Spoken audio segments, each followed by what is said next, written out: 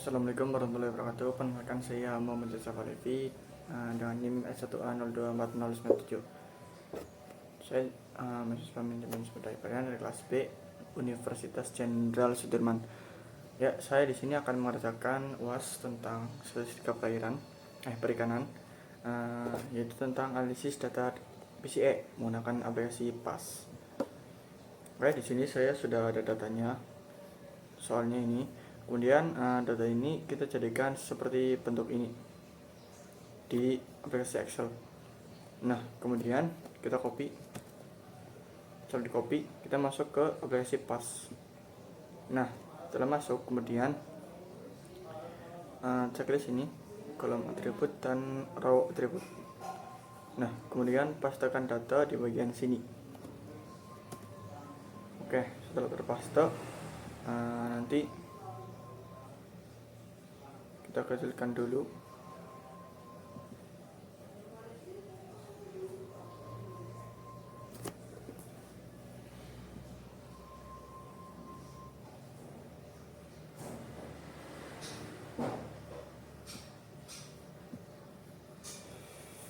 Mohon maaf ini nge-lag.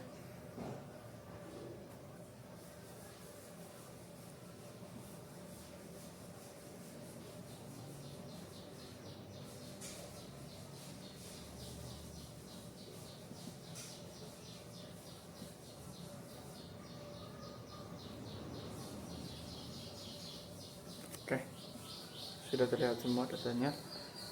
Langkah selanjutnya kita blok dari sini.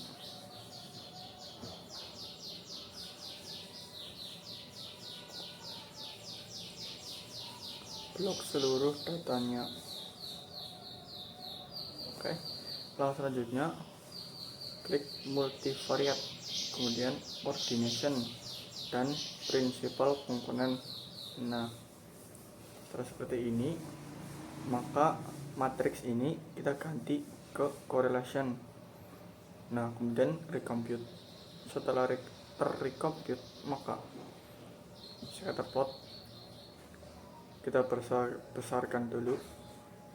Nah, kemudian checklist plot dan row table.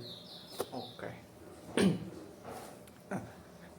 Untuk analisis PCE ini sudah jadi ya.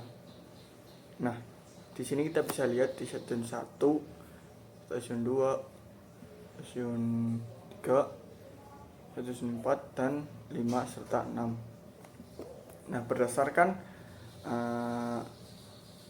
grafik PCE ini, maka dapat disimpulkan bahwa stasiun 3 dan 4 itu sangat dipengaruhi oleh memiliki tingkat pengaruh larva ikan dengan kematangan GUNAT 4, DO, nitrat dan kecerahan. Maksudnya paling tinggi ada di stasiun 4 dan 3. Nah, kemudian stasiun 6 itu dipengaruhi oleh fosfat, arus, amonia, nitrat, kekeruhan dan sebagainya. Maksudnya semakin panjang garis ini, maka semakin besar juga pengaruhnya terhadap stasiun tersebut. Nah, jika ini, maka ini yang paling banyak ikan dengan kematangan GUNAT 4 yang berarti siap memijah. Kemudian ada juga larva ikan yang berarti banyak larva ikan yang bertelur di stasiun 4 dan stasiun 3. Kemudian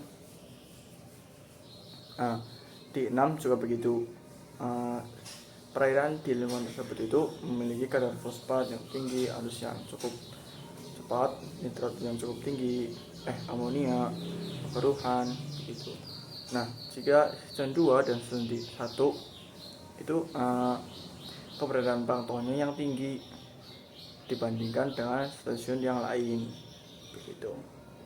Nah, berdasarkan analisis ini, maka dapat disimpulkan tempat untuk pemijahan bagi ikan sidat yang tepat yaitu di antara stasiun 3 dan stasiun 4. Nah, untuk perkembangbiakan larva ikan sidat yang tepat itu juga di stasiun 3 dan 4. Karena apa? Karena larva di stasiun 3 dan 4 itu paling banyak di antara seluruh stasiun yang ada di sini. seperti di soal yang tadi dapat disimpulkan juga ini kan, nah larvanya itu paling banyak di stasiun 3 dan 4. Nah, maka kondisi inilah yang menyebabkan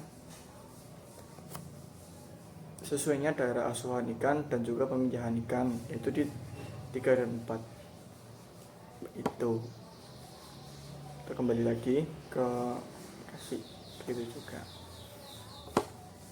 Oke.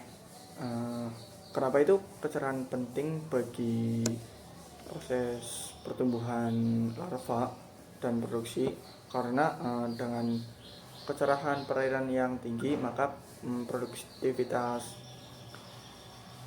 fotosintesis fitoplankton di perairan itu akan semakin meningkat, sehingga meningkatkan kadar DO di perairan tersebut. Jika kadar DO terpenuhi, maka sumber oksigen di perairan tersebut maka akan terpenuhi juga, yang mana itu akan mempengaruhi metabolisme ikan dan juga reproduksi ikan. Begitu. Ikan bisa dilihat ya, DO-nya tinggi di stasiun 3 dan 4. Begitu. Oke, mungkin cukup sekian yang dapat saya sampaikan. Apabila ada banyak kesalahan, saya mohon maaf. Assalamualaikum warahmatullahi wabarakatuh.